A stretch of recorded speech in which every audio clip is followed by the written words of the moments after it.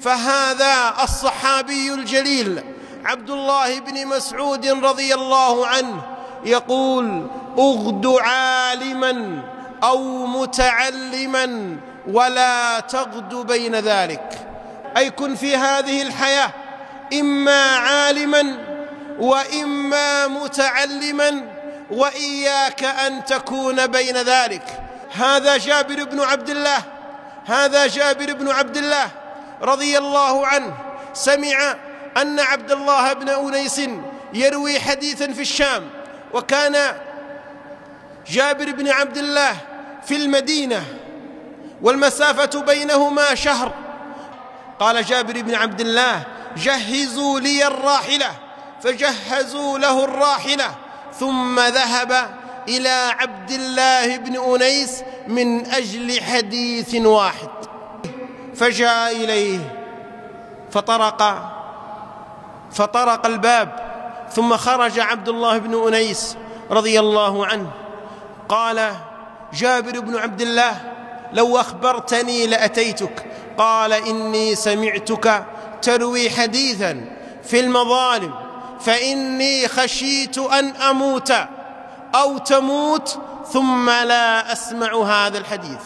انظر يا عبد الله كيف همة الصحابة رضي الله عنهم في طلب العلم، فيرحل شهرا كاملا من أجل حديث عن النبي صلى الله عليه وسلم.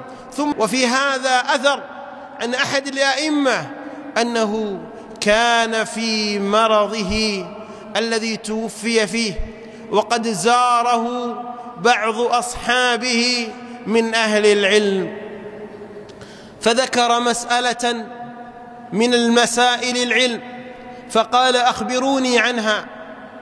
فقالوا له: دعك الآن فإذا شفيت سنخبرك بها.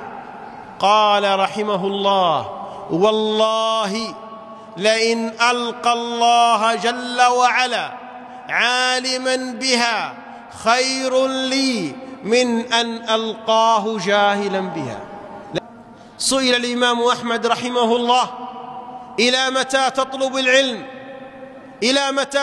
العلم؟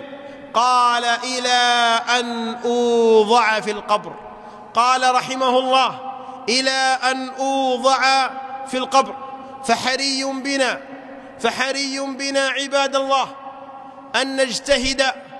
أن نجتهد في طلب العلم الشرعي، فإن الرفعة والشأن والسؤدد في طلب العلم مع العمل به. بارك الله لي ولكم في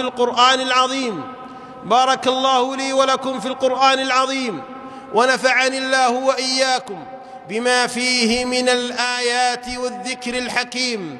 أقول قولي هذا وأستغفر الله العظيم لي ولكم من كل ذنب، فاستغفروه إنه هو الغفور الرحيم.